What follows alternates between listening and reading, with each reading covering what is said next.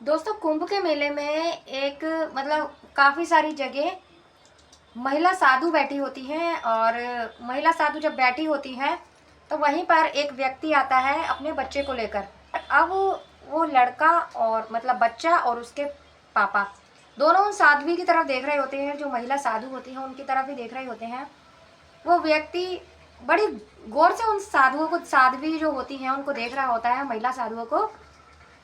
कि तभी उनमें से एक महिला साधु उठकर आती है और उसके बच्चे को गोद में ले लेती है, कहती है ये मेरा बच्चा है, ये मेरा बच्चा है और ये चोर है, इसे पकड़ो, इसने मेरे बच्चे को चुरा लिया था। दोस्तों जब ऐसे ऐसे बोलने लगती है तो वहाँ बहुत सारी भीड़ भीड़ इकट्ठी हो जाती है और वो महिला साधु लगातार यही करती है कि ये मेरा बच्चा है और इसे पकड़ो। दोस्तों काफ़ी सारी भीड़ इकट्ठी होने के बाद में उस व्यक्ति को पकड़ते हैं और उससे पूछताछ होने लगती है, लेकिन उस व्यक्ति की बात उस वक्त कोई नहीं सुन रहा होता। तो दोस्तों आखिर वो महिला साधु कौन थी जो उस व्यक्ति के पीछे पड़ गई थी, उस बच्चे को गोदी में उठा लिया था और कह रही थी ये मेरा बच्चा है, इसने मेरे बच्चे को चुरा लिया था।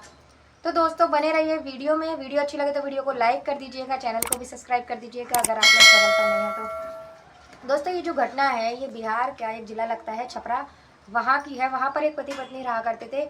जो पति का नाम था वो गोविंद था और जो महिला थी उसका नाम सावित्री था। अब 2 साल निकल जाते हैं, उनके कोई बच्चा नहीं होता शादी को। तो 2 साल बाद काफ़ी मिन्नतों के बाद उनके वो प्रेग्नेंट होती है और फिर उसके बाद एक बेटे का जन्म होता है। अब बेटे के होने के बाद 2 साल उनके और निकल जाते हैं, बहुत खुशी से निकलते हैं उनके 2 साल। बेटा भी उनका 2 साल का हो जाता है। अब उनमें किसी बात पर झगड़ा हो जाता है। अब झगड़े में गुस्सा होकर जो सावित्री होती है वो अपने बच्चे को गोदी में उठाती है और अपने मायके चली जाती है। वहाँ जाने के बाद अपने बच्चे के साथ रहने लगती है। अब जो रहने लगती है, इधर जो गोविंद होता है उसे भी अपने बच्चे की याद आती है, क्योंकि बड़ी मिन्नतों के बाद उसके यहाँ बच्चा हुआ था, बेटा हुआ था और उसकी पत्नी ले गई थी। उसे अपनी पत्नी से ज़्यादा अपने बच्चे की याद आती है। अब वो वहाँ जाता है उससे मिलने के लिए, उसके अपने यहाँ ले आता है उसे। अब लाने के बाद कुछ दिन अपने पास रखता है, लेकिन जो सावित्री होती है वो कैसे भी कर कर बच्चे को दोबारा से ले आती है और अपने पास रख लेती है। अब दोस्तों जो गोविंद होता है वो बहुत ज़्यादा परेशान होता है, क्योंकि उसे बच्चे की लगातार याद आती है, वो बच्चे को याद करता है। तो दोस्तों काफ़ी दिन निकल जाते हैं। काफ़ी दिन बाद गोविंद जो होता है अपने दोस्त के साथ जाता है, अपनी मतलब पत्नी के मायके जाता है। वहाँ जाने के बाद देखता है कि उसका जो बेटा होता है वो बाहर खेल रहा होता है। जब खेल रहा होता है तो वो उसके बच्चे अपने मतलब बच्चे को उठा लेता है। उठाने के बाद गाड़ी खड़ पहले से ही उसने तैयार कर रखी होती है, गाड़ी में बिठाता है और वहाँ से निकल जाता है। दोस्तों बच्चा गायब हो जाता है। इधर जो सावित्री होती है वो बच्चे को ढूंढती रहती है, लेकिन पुलिस में कंप्लेंट भी करती है। कंप्लेंट के बाद पता चल जाता है कि बच्चे को गोविंद उठा कर ले गया है। अब सावित्री पुलिस को बोलती है कि मेरे बच्चे को उससे लेकर आओ। दोस्तों इस मामले में पुलिस कुछ नहीं कर पाती, क्योंकि जो गोविंद था वो कोई गैर तो नहीं था बच्चे के लिए, उसका ही पिता था, इसलिए पुलिस इस बात में ज़्यादा कार्रवाई नहीं करती और फिर बच्चा गोविंद के ही पास रहता है। और इधर जो सावित्री होती है वो अब अपने बच्चे की याद में, और एक तो उसके माता पिता थे नहीं, भैया भाभी थे, माता पिता उसके गुजर चुके होते हैं। अब उसके भैया भाभी उसे परेशान करते हैं, उसकी भाभी उसे आए दिन परेशान करती है और बोलती है कि अपने पति को छोड़ आई है, ऊपर से बच्चा था, बच्चा भी इससे दूर हो गया है, हमारी छाती पे मूंग गलने आ गई है, उल्टा सीधा उसको बोलते हैं। ऐसा बोलने के बाद में सावित्री बहुत ज़्यादा परेशान होती है, सोचती है ना तो मेरी ज़िंदगी में मेरे पति बचे हैं, ना ही बच्चा है, और इधर भी ज़िंदगी ऐसी ही है, भाभी और भैया दोनों ही ताने मारते रहते हैं।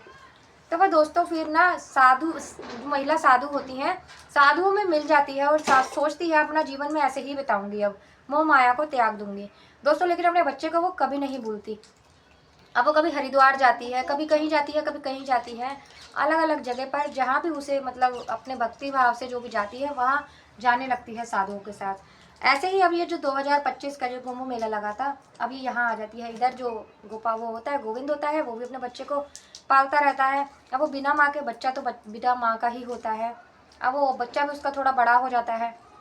दोस्तों अब 2025 का जो मेला लगता है, अब बच्चा इतना समझदार हो चुका था कि मतलब बोल सकता था, अच्छा बुरा समझ सकता था।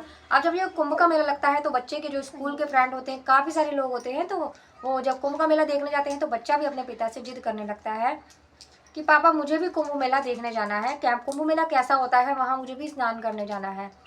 तो जो गोविंद होता है वो सोचता है कि चलो कोई बात नहीं बेटा, हम इस बार चलेंगे कुंभ मेले में। हो सकता है, सुनने में आ रहा है कि तुम्हारी जो माँ है वो भी साध्वी हो गई है, मतलब साधु बन गई है, हो सकता है वो वहाँ मिल जाए हमें।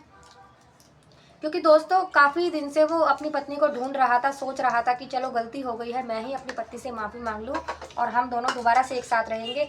लेकिन सावित्री उसको नहीं मिलती और उसे यही पता चलता है कि वो साधु बन गई है। अब वो यही आस लेकर अपने बेटे को लेकर कुंभ के मेले में पहुंच जाता है। कुंभ का मेला जिस दिन से स्टार्ट हुआ था वो पहले ही 2 दिन पहले ही वहाँ पहुँच जाता है।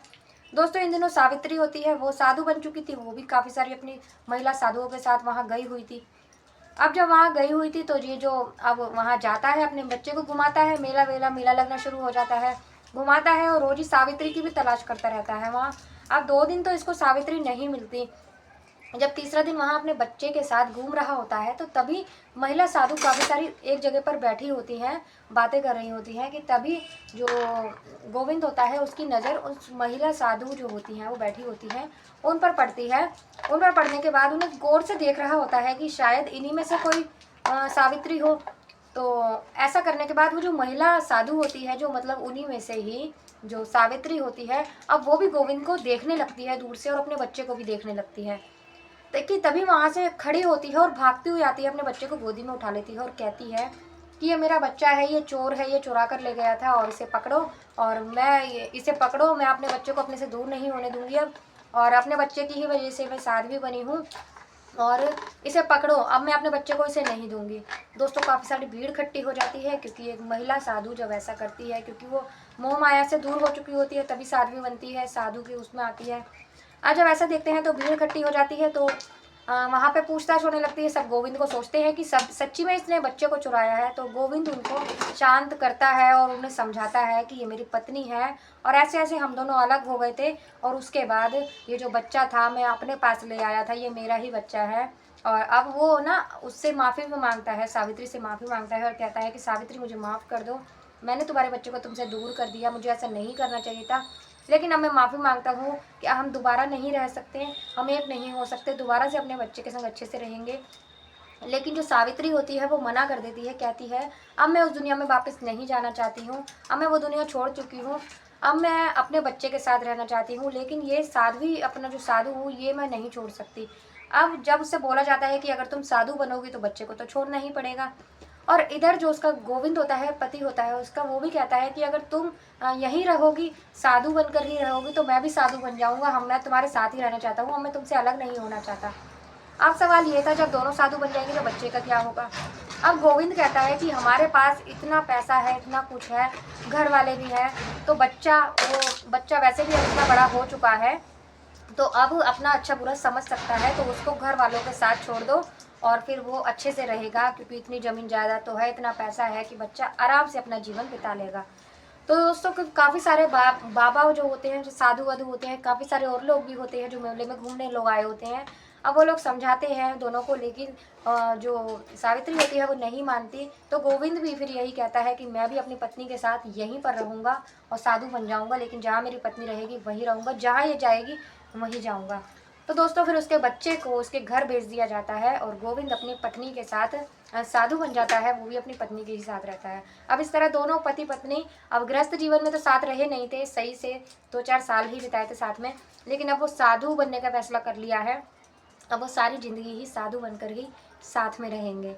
तो दोस्तों ये थी आज की कहानी, कैसी लगी आपको? अगर अच्छी लगी हो तो आप लोग कमेंट करके ज़रूर बताना और एक लाइक ज़रूर कर देना।